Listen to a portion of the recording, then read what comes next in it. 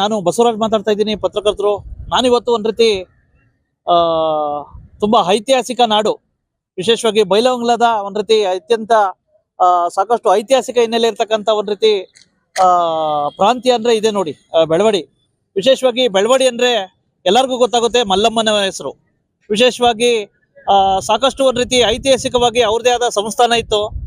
ಆದ್ರೆ ಇಲ್ಲಿ ಇರ್ತಕ್ಕಂಥ ಒಂದ್ ರೀತಿ ಪ್ರಮುಖ ಒಂದ್ ರೀತಿ ಹಲವಾರು ಜನರ ಪಕ್ಷಾತೀತ ಕೂಗು ಏನಿದೆ ಅಂದ್ರೆ, ರಾಜ್ಯದಲ್ಲಿರ್ತಕ್ಕಂಥ ಎಲ್ಲಾ ಒಂದ್ ರೀತಿ ಪ್ರಾಧಿಕಾರಗಳು ಆದವು. ಕಾಗಿನೆಲೆ ಪ್ರಾಧಿಕಾರ ಆಯ್ತು, ಸಂಗೊಳ್ಳಿ ಪ್ರಾಧಿಕಾರ ಆಯ್ತು, ಮತ್ತೆ ಬಸವನಬಾಗೇವಾಡಿ ಮನೆ ಪ್ರಾಧಿಕಾರ ಆಯ್ತು. ಆದ್ರೆ ಸುಮಾರು 2 ದಶಕಗಳಿಂದ ಹೋರಾಟ ಇದೆ. ಬೆಳವಡಿ ಮಲ್ಲಮ್ಮನ ಒಂದ್ ರೀತಿ ಅಭಿವೃದ್ಧಿ ಪ್ರಾಧಿಕಾರ ರಚನೆ ಆಗ್ಬೇಕು, ಇಲ್ಲಿರ್ತಕ್ಕಂಥ ಕುರುಗಳು ಸಾಕಷ್ಟು ಉಳಿಬೇಕು, ಸ್ಮಾರಕಗಳು ಸಂರಕ್ಷಣೆ ಮಾಡ್ಬೇಕು ಅಂತ. ಅದ್ಯಾವುದು ಸಹ ಆಗಿಲ್ಲ ಅಂತಕ್ಕಂಥದ್ದು ಇಲ್ಲಿರ್ತಕ್ಕಂಥ ಹೋರಾಟಗಾರ ಒಂದ್ ರೀತಿ ಆಕ್ರೋಶ. ಇದ್ರ ಜೊತೆಗೆ ಬೆಳವಡಿ ಅಂತಕ್ಕಂಥದ್ದು ಮೊದ್ಲೇ ಸಾಕಷ್ಟು ಐತಿಹಾಸಿಕ ಹಿನ್ನೆಲೆ ಇತ್ತು, ಸಂಸ್ಥಾನ ಇತ್ತು. ಇದು ಪ್ರತ್ಯೇಕ ತಾಲೂಕು ಆಗ್ಬೇಕು ಅಂತ ಹೇಳ್ಬಿಟ್ಟು ಒಂದು ಹೋರಾಟ ಇದೆ. ಹಾಗಾಗಿ ಎಲ್ಲ ಒಂದ್ ಕಡೆ ಎಲ್ಲಾ ಸರ್ಕಾರಗಳು ವಿಶೇಷವಾಗಿ ಬೆಳವಡಿ ಮಲ್ಲಮ್ಮನ ಅಭಿವೃದ್ಧಿ ಪ್ರಾಧಿಕಾರ ಮಾಡುವಲ್ಲಿ ನಿರ್ಲಕ್ಷ್ಯ ವಹಿಸಿದವೆ ಅಂತಕ್ಕಂಥ ಸ್ಟೋರಿಗೆ ಸ್ವಾಗತ. ನಾನು ನಿಮ್ಮ ಬಸವರಾಜ್. ಬೆಳಗಾವಿ ಜಿಲ್ಲೆಯ ಬೈಲಹೊಂಗಲ ತಾಲೂಕಿನ ಬೆಳವಡಿ ಗ್ರಾಮದಲ್ಲಿ ಇಂದು ಬೆಳವಡಿ ಮಲ್ಲಮ್ಮನ ಅಭಿವೃದ್ಧಿ ಪ್ರಾಧಿಕಾರ ರಚನೆ ಹಾಗೂ ಬೆಳವಡಿ ತಾಲೂಕು ರಚನೆಗಾಗಿ ಇಂದು ಬೆಳವಡಿ ಭಾಗದ ಕಾಂತಯ್ಯ ಕಾರಿಮನಿ, ಬಸಯ್ಯ ವಿರಕ್ತ ಮಠ, ಖ್ಯಾತ ವಕೀಲ ಚಂದ್ರಶೇಖರ್ ಚಿಕ್ಕನಗೌಡರು, ಈರಣ್ಣ ಕರಿಕಟ್ಟಿ ಹಾಗೂ ಪ್ರಕಾಶ್ ಹುಂಬಿ ನೇತೃತ್ವದಲ್ಲಿ ಹಲವಾರು ಗಣ್ಯರ ಸಮ್ಮುಖದಲ್ಲಿ ಸಾಂಸ್ಕೃತಿಕ ಹೋರಾಟ ನಡೆಯಿತು. ಈ ಸಂದರ್ಭದಲ್ಲಿ ನೇತೃತ್ವ ವಹಿಸಿದ ಎಲ್ಲಾ ಗಣ್ಯರು ನಮ್ಮ ನ್ಯೂಸ್ ಸಮೂಹದ ರಾಜ್ಯ ಉಪಸಂಪಾದಕ ಬಸವರಾಜ್ ನಡೆಸಿದ ಸಂವಾದದಲ್ಲಿ ಮಾತನಾಡಿತು. ಈ ಸಂದರ್ಭದಲ್ಲಿ ಇವರ ಹೋರಾಟಕ್ಕೆ ಜೆಡಿಎಸ್ ಮುಖಂಡ ಶಂಕರ ಮಾಡದಗಿ, ಎಸ್ಐ ಚಿಕ್ಕನಗೌಡರ್ ಬೆಂಬಲ ಕೊಟ್ಟು ಮಾತನಾಡಿದರು. ಸರ್, ಯಾಕೆ ಸರ್ ಕಳೆದ 2 ದಶಕಗಳಿಂದ ಹೋರಾಟ ಮಾಡ್ತಿದ್ದಾರೆ? ಯಾಕೆ ಬೆಳವಡಿ ಮಲ್ಲಮ್ಮನ ಅಭಿವೃದ್ಧಿ ಪ್ರಾಧಿಕಾರ ಮಾಡುವಲ್ಲಿ ಸರ್ಕಾರ ಅಲ್ಲ ಬಂದಂತ ಯಾವುದೇ ಸರ್ಕಾರಗಳು ಪ್ರಾಧಿಕಾರ ಘೋಷಣೆ ಆಗಬೇಕಂತೇಳಿ ಒಕ್ಕೊರಳಿನಿಂದ 10-12 ವರ್ಷದಿಂದ ಹೋರಾಟಗಳನ್ನ ಮಾಡಿದ್ರೆ ಸರ್ಕಾರ ಪ್ರಾಧಿಕಾರ ಮಾಡಲು ಮುಂದೆ ಬರದೇ ಇರುವುದು ಇದೊಂದು ಕಳವಳಕಾರಿ ಸಂಗತಿ. ನಾವು ಕರ್ನಾಟಕದಾಗ ಅದೇ ಇಲ್ಲೋ ಅನ್ಸತ್ತ ನಮ್ಗೆ. ಯಾಕಂದ್ರ ವಿಶ್ವದಲ್ಲಿ 2,000 ಮಹಿಳಾ ಸೈನ್ಯವನ್ನು ಕಟ್ಟಿದವ್ರು ಯಾರ ಇದ್ರ ಅದು ಬೆಳವಡಿಯ ಮಲ್ಲಮ್ಮ. 17ನೇ ಶತಮಾನದಲ್ಲಿ ಬ್ರಿಟಿಷರ ವ್ಯಾಪಾರಕ್ಕೆ ವಿರೋಧ ಮಾಡಿದ ಪ್ರಪ್ರಥಮ ದೇಶದ ಮಹಿಳೆ ವೀರರಾಣಿ ಬೆಳವಡಿ ಮಲ್ಲಮ್ಮ. ಕನ್ನಡಿಗರು, ಮರಾಠಿಗರು ಅಣ್ಣ ತಮ್ಮಂದಿರಂತೆ ಬಾಳಬೇಕೆಂಬ ಸಂದೇಶವನ್ನು ಯಾರು ಕೊಟ್ಟವರ ಇದ್ರ ಅದು ವೀರರಾಣಿ ಬೆಳವಡಿ ಮಲ್ಲಮ್ಮ. ಇಂಥ ಕನ್ನಡತಿಯ ಒಂದು ಪ್ರಾಧಿಕಾರಕ್ಕಾಗಿ 12 ವರ್ಷಗಳಿಂದ ನಾವು ಹೋರಾಟ ಮಾಡುವುದಂತಂದ್ರ ಇದು ನಾಚಿಕೆಗೇಡ ಸಂಗತಿ. ದಯವಿಟ್ಟು ಇದು ಜನಪ್ರತಿನಿಧಿಗಳು ಇದನ್ನ ಗಣನೆಗೆ ತೆಗೆದುಕೊಂಡು ಆದಷ್ಟು ಶೀಘ್ರವೇ ಪ್ರಾಧಿಕಾರ ಘೋಷಣೆ ಮಾಡಬೇಕು. ಮಾಡದೆ ಹೋದ್ರೆ ನಾವು ಸರದಿ ಉಪವಾಸ ಸತ್ಯಾಗ್ರಹವನ್ನ ಇಲ್ಲಿ ಬೆಳವಡಿಯಲ್ಲಿ ಪ್ರಾರಂಭ ಮಾಡ್ತೇವೆ ಅಂತೇಳಿ ಘಂಟಾಘೋಷವಾಗಿ ನಾನು ಪಂಚಾಯತ್ ಅಧ್ಯಕ್ಷರಿದ್ದಾರೆ. ಇವ್ರೇನ್ ಹೇಳ್ತಾರೆ ಸರ್? ನಮಸ್ತೆ. ತಾವು ಸಹ ಗ್ರಾಮ ಪಂಚಾಯತಿ ಅಧ್ಯಕ್ಷರು. ಯಾಕೆ ಬೆಳವಡಿ ಉತ್ಸವ ಆಗ್ತಾ ಇದೆ, ಎಲ್ಲ ಆಗ್ತಾ ಇದೆ, ಆದ್ರೆ ಅಭಿವೃದ್ಧಿ ಪ್ರಾಧಿಕಾರ ಆಗೋದಕ್ಕೆ ಯಾಕೆ ನಿರ್ಲಕ್ಷ್ಯ? ಯಾಕೆ ಇದು ಒಂದ್ ರೀತಿ ಹೇಳ್ಬೇಕಂದ್ರೆ ಈ ಸರ್ಕಾರದ ಮಲ್ತಾಯ ಧೋರಣೆ ಅಂತ ಅನಿಸ್ತಾ ಇದೆ. ಯಾಕಂದ್ರೆ ಇಲ್ಲಿವರೆಗೂ ಕರ್ನಾಟಕಾದ್ಯಂತ ಸಾಕಷ್ಟು ಪ್ರಾಧಿಕಾರ ರಚನೆ ಆಗಿದಾವೆ. ಯಾವುದೇ ಬೇಡಿಕೆ ಇಲ್ಲದೆ ಹೋಗಿ ಇವರಾಗಿ ಎಷ್ಟೋ ಪ್ರಾಧಿಕಾರ ರಚನೆ ಮಾಡಿದ್ದಾರೆ. ಇದು ಐತಿಹಾಸಿಕ ಸಂಸ್ಥಾನ. ವೀರ ಮಹಿಳೆ, ಪ್ರಪ್ರಥಮ ಜಗತ್ತಿನಲ್ಲಿ 2,000 ಸೈನ್ಯ ಕಟ್ಟಿದಂತ ಮಹಿಳಾ ಸೈನ್ಯ ಕಟ್ಟಿದ್ದಾರೆ. ಇಂಥ ಎಲ್ಲ ಹಿನ್ನೆಲೆ ಇದ್ದಂತ ಒಂದು ಸಂಸ್ಥಾನಕ್ಕೆ ಪ್ರಾಧಿಕಾರ ರಚನೆ ಮಾಡಕ್ ಯಾಕೆ ಹಿಂದೇಟ್ ಆಗ್ತತಿ? ಪ್ರತಿ ಸಲ ನೋಡ್ತೇವೆ 12 ವರ್ಷ 20 ವರ್ಷದಿಂದ ನಾವು ಇದಕ್ಕೆ ಹೋರಾಟ ಮಾಡ್ತಾ ಇದ್ದೇವೆ. ನಮ್ಮ ಒಂದು ಸಂಸ್ಥಾನದ ಇದಾದ್ರೂ ಸಾಕಷ್ಟು ಇಲ್ಲಿ ಅಭಿವೃದ್ಧಿ ಬೇರೆ ಬೇರೆ ಕಡೆ ಆಗಿದಾವ. ಈ ಬೆಳವಣಿಗೆ ಯಾಕೆ ಆಗ್ತಾ ಇಲ್ಲ?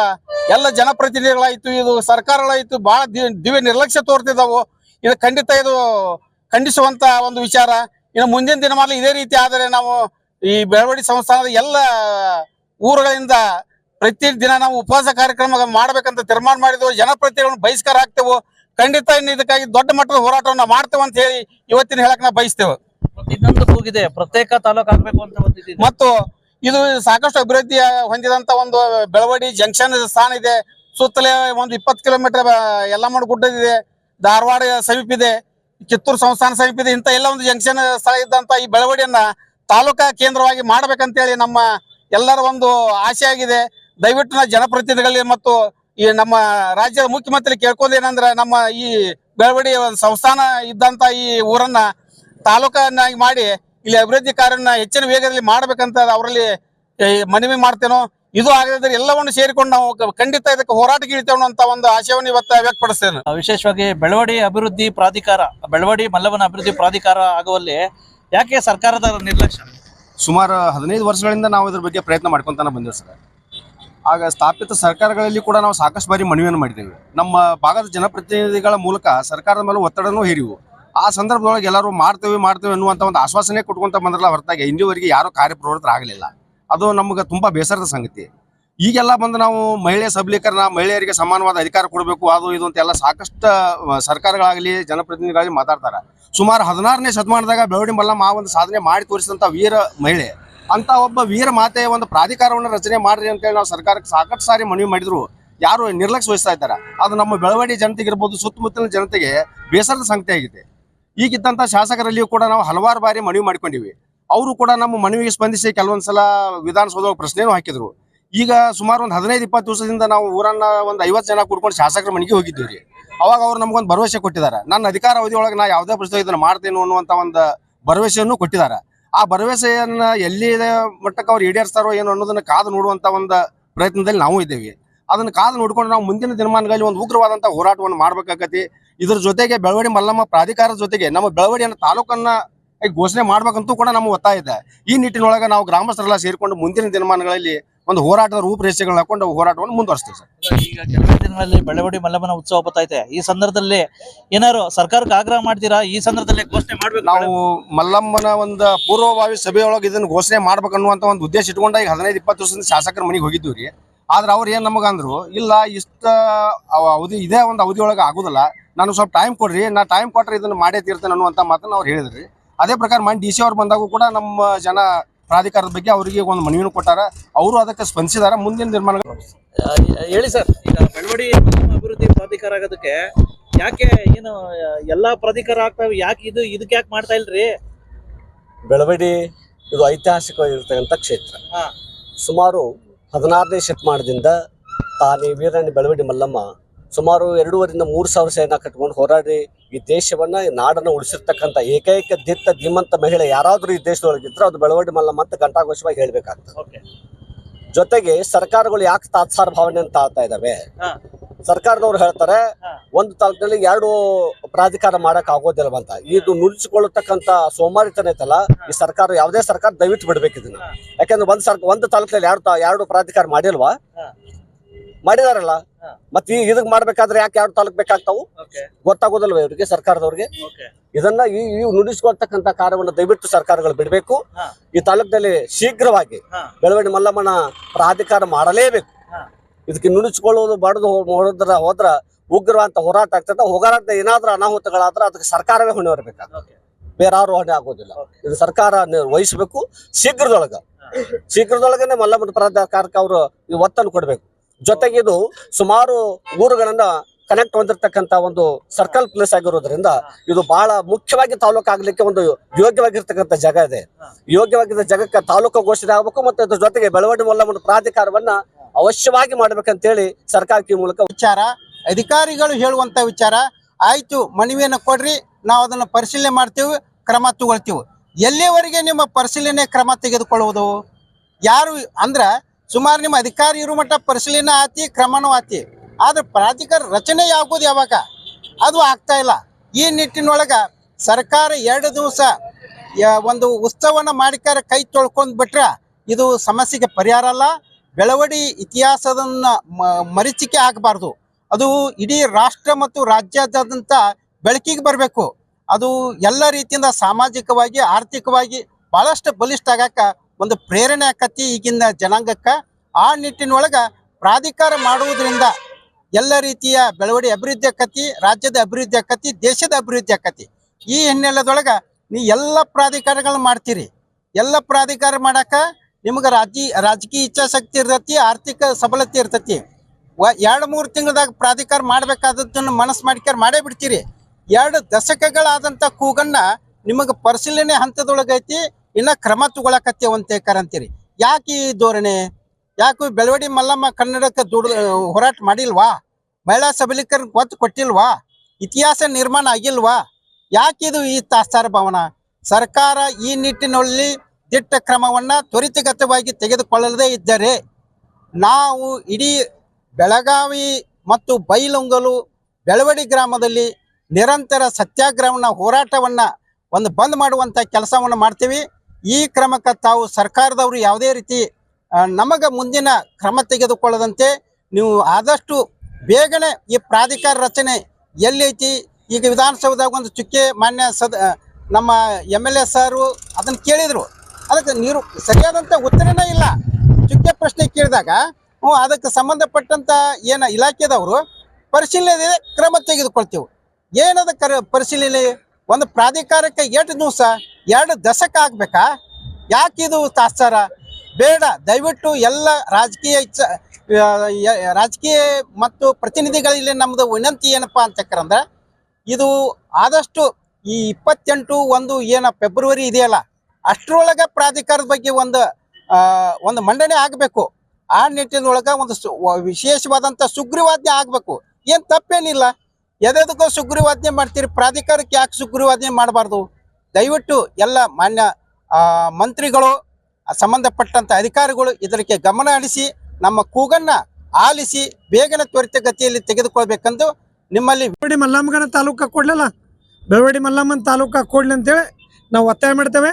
ಪ್ರಾಧಿಕಾರ ಮಾಡಲಿಲ್ಲ ಅಂದ್ರೆ ದೈವ ಏನು ನಿರ್ಣಯ ತಗೋತೈತಿ, ಇಲ್ಲಂದ್ರೆ ದೈವದ ನಿರ್ಣಯ ಇಂದ ನಾವು ಕೂತು ಮಾತಾಡ್ಕೋತೇವೆ. ನಾನು ಹೇಳಬಾರ್ದು.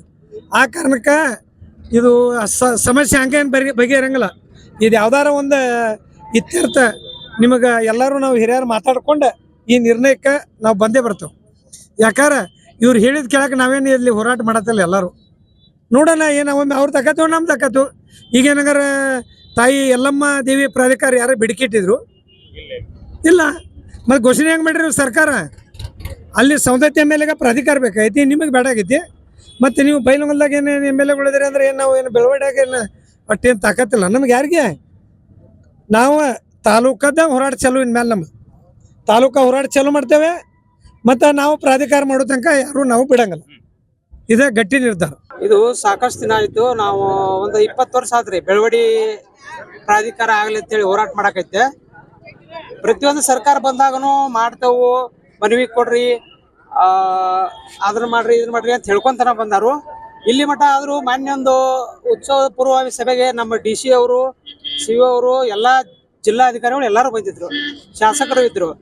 ಅವರು ಅದನ್ನ ಅಂತಾರ, ಮಾಡ್ತೇವು ಹಂತದಾಗೈತಿ, ಚರ್ಚೆ ಹಂತದಾಗೈತಿ, ಆದಾತಿ ಇದಾತಿ. ಒಳ್ಳೆ ಸರ್ಕಾರದ ಅವಧಿ ಮುಗಿಯಾಕಂತ ಇನ್ನುವರೆಗೆ ಇವ್ರಿಗೆ ಘೋಷಣೆ ಮಾಡಾಕ ಆಗದಂತ ಪರಿಸ್ಥಿತಿ ಏನಾಗೈತಿ.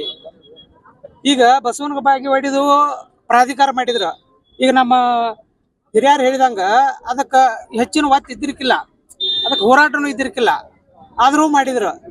ಹಿಂದಿನ ಸರ್ಕಾರ ಇದ್ದಾಗ ನಮ್ಮ ಬೊಮ್ಮಾಯಿ ಅವರು ಅವ್ರಿಗೂ ನಾವು ಇದ್ರ ಹುಬ್ಬಳ್ಳಿ ಒಳಗ ಮನವಿ ಕೊಟ್ಟಿವ, ಅವರು ಮಾಡ್ತೇವೆ ಅಂತಂದ್ರೆ ಅವರು ಹಂಗ ಹೋದ್ರ. ಹೊಳ್ಳಿ ಸಿದ್ದರಾಮಯ್ಯನವರು ಈಗ 2.5 ವರ್ಷ ಆತಿ, ನಾವು ಅವ್ರಿಗೆ ಬೆನ್ನ ಹೈತೆ ಎಲ್ಲ ಅರ್ಜಿನೂ ಕೊಡ್ತೇವು, ಎಲ್ಲಾ ಮಾಡ್ತೇವು, ಏನು ಕೆಲಸ ಆಗುವಂತ. ಆ ಕಾರಣಕ್ಕಾಗಿ ಅಭಿವೃದ್ಧಿ ಪ್ರಾಧಿಕಾರ ಆಗ್ಬೇಕು, ತಾಲೂಕು ಘೋಷಣೆ ಆಗ್ಬೇಕು. ಒಳ್ಳೆ ಈಗ ಉತ್ಸವಕ್ಕೆ ನಮ್ಮ ಮುಖ್ಯಮಂತ್ರಿ ಅವರು ಕರೆಸಲೇಬೇಕು. ಆ ಉತ್ಸವದಲ್ಲಿ ಅವರು ಮಲ್ಲಮ್ಮನ ಅಭಿವೃದ್ಧಿ ಪ್ರಾಧಿಕಾರದ್ದು ಘೋಷಣೆ ಮಾಡಲೇಬೇಕು. ಇಲ್ಲಿಲ್ಲ ಅಂತ ನಾವು ಉಗ್ರವಾದಂತ ಹೋರಾಟವನ್ನು ಮಾಡ್ತೇವೆ. ಈ ಮುಖಾಂತರ ನಾವು ಸರ್ ನಮಸ್ತೆ. ಹೇಳಿ, ಈ ಕಡೆ ಭಾಗದ ನೀವು ಸಹ ಪ್ರಭಾವಿ ವ್ಯಕ್ತಿಗಳು, ಯಾಕೆ ಸರ್ ನಿಮ್ಮಂತ ಪ್ರಭಾವಿಗಳಿದ್ರು ಯಾಕೆ ಬೆಳವಡಿ ಮಲ್ಲಮ್ಮನ ಅಭಿವೃದ್ಧಿ ಪ್ರಾಧಿಕಾರ ನಿರ್ಲಕ್ಷ್ಯ? ನಾನು 95ರಿಂದ 2000 ಇಸ್ವಿಯಲ್ಲಿ ಈ ಭಾಗದ ಜಿಲ್ಲಾ ಪಂಚಾಯತಿ ಸದಸ್ಯನಾಗಿ ಆಯ್ಕೆಯಾಗಿ ಕೆಲಸ ಮಾಡಿದ್ದೀನಿ. ಬೆಳವಡಿ ಮಲ್ಲಮ್ಮ ಇಡೀ ದೇಶಕ್ಕೆ ಮಹಿಳಾ ಸೈನ್ಯವನ್ನು ಕಟ್ಟಿರ್ತಕ್ಕಂಥ ಒಂದು ಮಹಾನ್ ಮಹಿಳೆ. ಇಲ್ಲಿ ಪ್ರಾಧಿಕಾರಗಳ ವಿಷಯ ಬಂದಾಗ ಕಿತ್ತೂರು ಚೆನ್ನಮ್ಮ ಪ್ರಾಧಿಕಾರ ರಚನೆ ಆಯಿತು. ಅದರಲ್ಲೇ ಸಹಿತ ಬೆಳವಡಿ ಮಲ್ಲಮ್ಮಂದು, ಸಂಗೊಳ್ಳಿ ರಾಯಣ್ಣಂದು, ಅಮಟೂರು ಬಾಳಪ್ಪಂದು ಎಲ್ಲ ಅದೇ ಪ್ರಾಧಿಕಾರದಲ್ಲಿ ಸೇರಿದ್ದು. ತದನಂತರದಲ್ಲಿ ಸಂಗೊಳ್ಳಿ ರಾಯಣ್ಣ ಪ್ರಾಧಿಕಾರ ಆಯಿತು, ತಪ್ಪಿಲ್ಲ ಆಗಲಿ. ಆದರೆ ಒಂದು 16ನೇ ಶತಮಾನದಲ್ಲಿ ಈ ಭಾಗದಲ್ಲಿ ರಾಜ್ಯವನ್ನು ಆಳಿದಂಥ, ಅದು ಏನು ಮರಾಠರ ವಿರುದ್ಧ ಹೋರಾಟ ಮಾಡಿರ್ತಕ್ಕಂಥ, ಮಹಿಳಾ ಸೈನ್ಯವನ್ನು ಕಟ್ಟಿರ್ತಕ್ಕಂಥ ವೀರರಾಣಿ ಬೆಳವಡಿ ಮಲ್ಲಮ್ಮನ ಪ್ರಾಧಿಕಾರ ಆಗದೇ ಇರತಕ್ಕಂಥದ್ದು ಬಹಳ ಒಂದು ವಿಪರ್ಯಾಸವಾದಂಥ ವಿಷಯ. ಸಂಗೊಳ್ಳಿ ರಾಯಣ್ಣ ಪ್ರಾಧಿಕಾರ ಆಗತ್ತೆ, ಕಿತ್ತೂರು ಚೆನ್ನಮ್ಮ ಪ್ರಾಧಿಕಾರ ಆಗತ್ತೆ. ಆದ್ರೆ 16ನೇ ಶತಮಾನದಲ್ಲಿ ಈ ದೇಶವನ್ನು ಆಳಿರ್ತಕ್ಕಂಥ ವೀರ ಮಹಿಳೆಯ ಬಗ್ಗೆ ಒಂದು ಪ್ರಾಧಿಕಾರ ರಚನೆ ಆಗುದಿಲ್ಲ ಅಂತಂದ್ರೆ ಅದಕ್ಕೇನ್ರಿ ಬೇಕು? ಆ ಪ್ರಾಧಿಕಾರ ರಚನೆ ಆಗ್ಬೇಕಾದ್ರೆ ಮಾನ್ಯ ಜಿಲ್ಲಾಧಿಕಾರಿ ಹೇಳ್ತಾರೆ ಅದರದೇ ಆದಂತ ಒಂದು ಅರ್ಹತೆಗಳು ಬೇಕು, ಅವುಗಳನ್ನು ಕಲೆ ಹಾಕೋದಕ್ಕೆ ನಾವು ಪ್ರಯತ್ನ ಮಾಡ್ತಾ ಇದ್ದೇವೆ ಅಂತಕ್ಕಂಥ ವಿಷಯವನ್ನು ತಿಳಿಸಿದ್ರು. 16ನೇ ಶತಮಾನದಲ್ಲಿ ಈ ಭಾಗವನ್ನ ಉತ್ತರ ಕರ್ನಾಟಕದ ಸಂಪೂರ್ಣವಾದಂತ ಅಧಿಕಾರವನ್ನ ಆಳಿ ನಡೆಸಿದಂತ ವೀರ ಮಹಿಳೆ ಬೆಳವಡಿ ಮಲ್ಲಮ್ಮನ ಒಂದು ಇತಿಹಾಸ ಇದೆ ಇದರಲ್ಲಿ. ಈ ಒಂದು ಇತಿಹಾಸದ ಉಳಿವಿಗಾಗಿ ಪ್ರಾಧಿಕಾರ ರಚನೆ ಆಗಲೇಬೇಕು. ಇದಕ್ಕೆ ಸುಮ್ನೆ ಏನಾರು ಒಂದು ನೆವ ಹೇಳ್ಕೊಂತ ಹೋದ್ರೆ ಆಗುದಿಲ್ಲ. ಯಾಕಂತಂದ್ರ ಕಿತ್ತೂರು ಚೆನ್ನಮ್ಮ ಹೋಗ್ಲಿ, ಸಂಗೊಳ್ಳಿ ರಾಯಣ್ಣ ಪ್ರಾಧಿಕಾರ ಆಗಿದೆ ಅಂತಂದ್ರ ಬೆಳವಡಿ ಮಲ್ಲಮ್ಮನ ಪ್ರಾಧಿಕಾರ ಆಗದೆ ಉಳಿಯುವುದು ಇದೊಂದು ವಿಪರ್ಯಾಸದ ವಿಷಯ. ಒಂದು ರಾಜ್ಯ ಮನೆತನದ ವೀರ ಮಹಿಳೆ ಆಯ್ಕೆ ದೇಶಕ್ಕೆ ಮಹಿಳಾ ಸೈನ್ಯವನ್ನ ಪ್ರಥಮವಾಗಿ ಕಟ್ಟಿ ಇಲ್ಲಿ ಒಂದು ಹೋರಾಟ ಮಾಡಿದಂತ ಒಂದು ಮಹಿಳೆಯವರು, ಈ ದೇಶದ ಉಳಿವಿಗಾಗಿ, ಹಿಂದುತ್ವದ ಉಳಿವಿಗಾಗಿ ಹೋರಾಟ ಮಾಡಿದಂತ ಮಹಿಳೆಯವರು. ಅವರ ಸಲುವಾಗಿ ಈಗ ಇಲ್ಲಿ ಪ್ರಾಧಿಕಾರ ರಚನೆ ಆಗ್ಲಿಲ್ಲ ಅಂತಂದ್ರೆ ನಾವು ಈ ಭಾಗದ ಸುಮಾರು 2013-14 ಇವರು ಒಂದ್ ರೀತಿ ಸ್ಟಾರ್ಟ್ ಮಾಡ್ತಾರೆ. ಅದಕ್ಕಿಂತ ಮುಂಚೆನೆ ಬೆಳವಡಿ ಮಲ್ಲಮ್ಮನ ಅಭಿವೃದ್ಧಿ ಪ್ರಾಧಿಕಾರ ಸಾಕಷ್ಟು ಒಂದ್ ರೀತಿ ಅರ್ಹತೆ ಇದೆ ಬೆಳವಡಿ ಮಲ್ಲಮ್ಮನ ಅಭಿವೃದ್ಧಿ ಪ್ರಾಧಿಕಾರ ಮಾಡ್ಲಿಕ್ಕೆ. ಮತ್ತೆ ಬೆಳವಡಿ ಉತ್ಸವ ಮಾಡ್ತಾರೆ. ಆದ್ರೆ ಸರ್ಕಾರ ಮತ್ತೆ ಜನಪ್ರತಿನಿಧಿಗಳು ಅದ್ ಯಾಕೋ ಏನೋ ಗೊತ್ತಾಗ್ತಾ ಇಲ್ಲ. ಈ ಒಂದು ಬೆಳವಡಿ ಮಲ್ಲಮ್ಮನ ಅಭಿವೃದ್ಧಿ ಪ್ರಾಧಿಕಾರ ಮಾಡ್ಲಿಕ್ಕೆ ಎಲ್ಲ ಒಂದ್ ಕಡೆ ತುಂಬಾ ನಿರ್ಲಕ್ಷ್ಯ ವಹಿಸ್ತಾವ್ರೆ ಅಂತ ಹೇಳ್ಬಿಟ್ಟು ಹೇಳ್ತಾವ್ರೆ. ವಿಶೇಷವಾಗಿ ನಾನ್ ಕೇಳೋದಿಷ್ಟೇ, ಜನಪ್ರತಿನಿಧಿಗಳಿಗೆ ಮತ್ತೆ ಸಚಿವರಿಗೆ, ಮಾನ್ಯ ಜನಪ್ರತಿನಿಧಿಗಳಿಗೆ ಮತ್ತೆ ಈ ಕಡೆ ಭಾಗದ ಇತಿಹಾಸ ತಜ್ಞರು, ವಿಶೇಷವಾಗಿ ಸಾಕಷ್ಟು ಒಂದ್ ರೀತಿ ಎಲ್ಲ ಪಕ್ಷಗಳ ಜನಪ್ರತಿನಿಧಿಗಳು ಬರೇ ನಿಮ್ಮ ವೋಟ್ ಬ್ಯಾಂಕ್ ಮಾತ್ರ ಇದನ್ನ ಸೀಮಿತ ಮಾಡ್ಕೊಂಡ್ರ ಬೆಳವಡಿ ಭಾಗದ ಒಂದ್ ರೀತಿ ಜನತೆ ಮತ್ತೆ ಈ ಕಡೆ ಭಾಗದ ಇತಿಹಾಸವನ್ನ? ಆಯ್ತಾ, ಯಾಕೆ ಬೆಳವಡಿ ಮಲ್ಲಮ್ಮನ ಅಭಿವೃದ್ಧಿ ಪ್ರಾಧಿಕಾರ ಮಾಡಿಲ್ಲ? ಜೊತೆಗೆ ಎಂತೆಂತವೋ ನೀವು ಸಣ್ಣ ಅರ್ಹತೆ ಇಲ್ದಿದ್ರು ಸಹ ತಾಲೂಕು ಮಾಡ್ಬಿಟ್ಟು ಘೋಷಣೆ ಮಾಡ್ಬಿಟ್ರಿ. ಓಕೆ, ಸಂತೋಷ, ಅವು ಮಾಡ್ಲಿ. ಆದರೆ ನಿಜವಾದ ಅರ್ಹತೆ ಇದೆ. ಬೆಳವಡಿ ಅಂತಕ್ಕಂಥದ್ದು ಸಾಕಷ್ಟು ಐತಿಹಾಸಿಕ ಹಿನ್ನೆಲೆ ಇದೆ.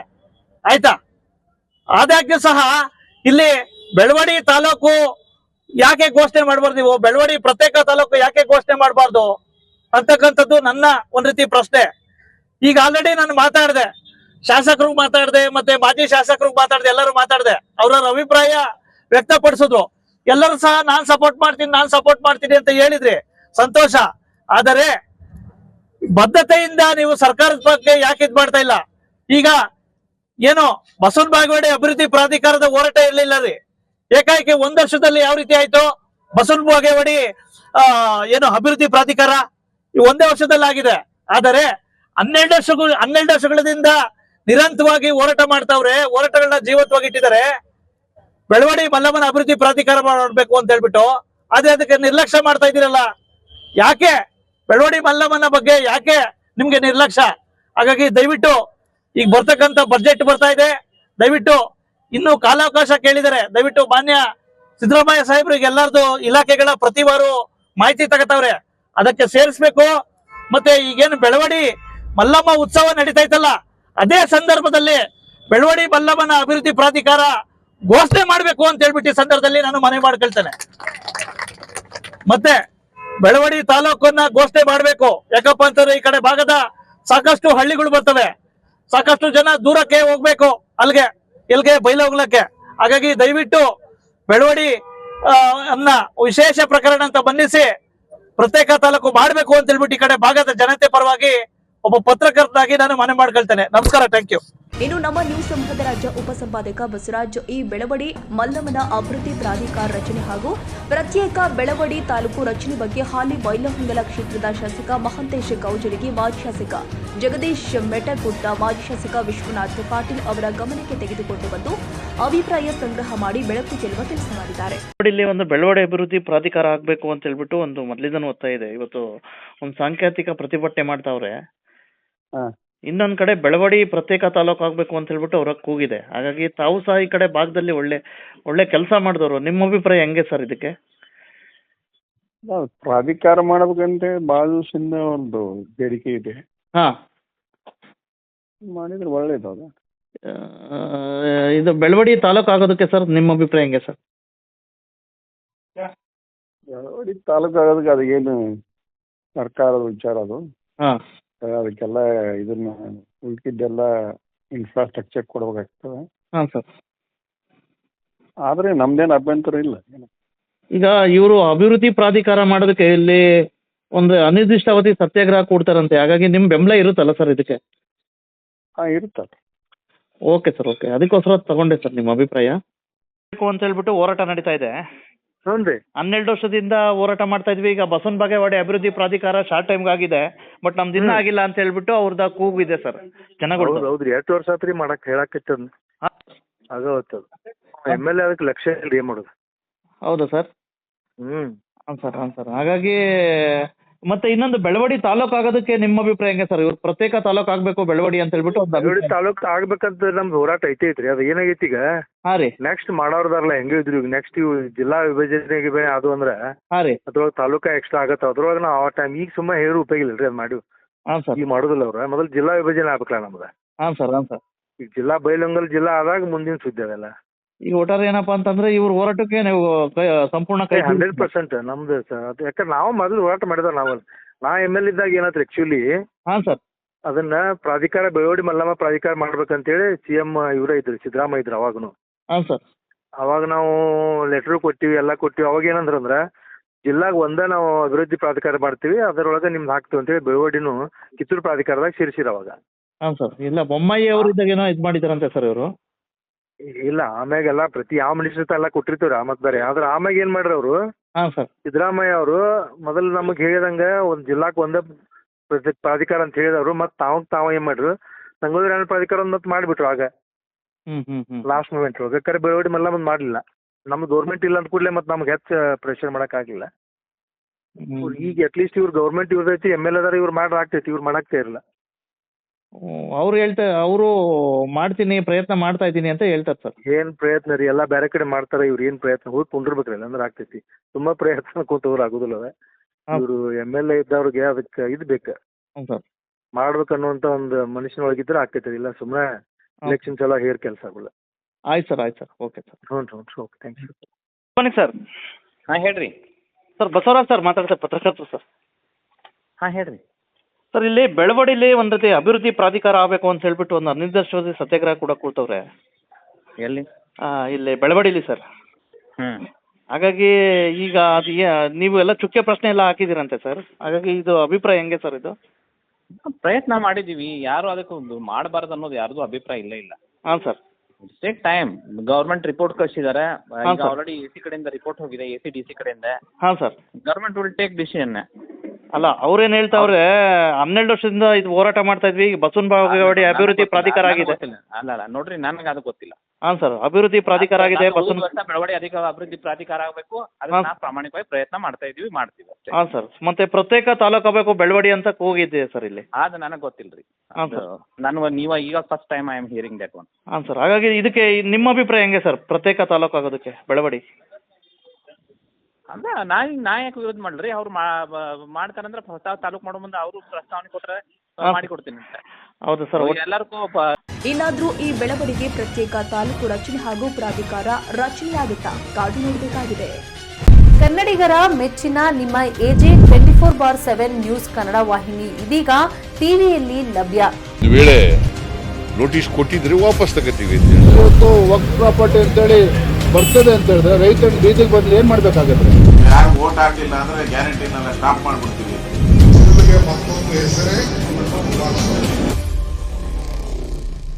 ಕರ್ನಾಟಕ ಮತ್ತು ದೇಶ ವಿದೇಶ 360 ಡಿಗ್ರಿ ಸುದ್ದಿ ಹಾಗೂ ಉತ್ತರ ಕರ್ನಾಟಕ, ಬೆಳಗಾವಿ, ಬಾಗಲಕೋಟೆ, ಧಾರವಾಡ, ಹಾವೇರಿ, ಗದಗ, ಬಿಜಾಪುರ ಜಿಲ್ಲೆಯ ಕ್ಷಣ ಕ್ಷಣದ ವಿವರವನ್ನ ಪಡೆಯುವುದಕ್ಕೆ AJ 24/7 ನ್ಯೂಸ್ ಕನ್ನಡ ವಾಹಿನಿಯನ್ನ ಲೈಕ್ ಮಾಡಿ, ವಿಡಿಯೋಗಳನ್ನ ಶೇರ್ ಮಾಡಿ, ಕಮೆಂಟ್ ಮಾಡುವ ಮೂಲಕ ನಮ್ಮ ವಾಹಿನಿಗೆ ಸಹಕಾರ ನೀಡಿ ಮತ್ತು ಚಾನೆಲ್ ಅನ್ನ ಸಬ್ಸ್ಕ್ರೈಬ್ ಮಾಡಿ. ಧನ್ಯವಾದಗಳು.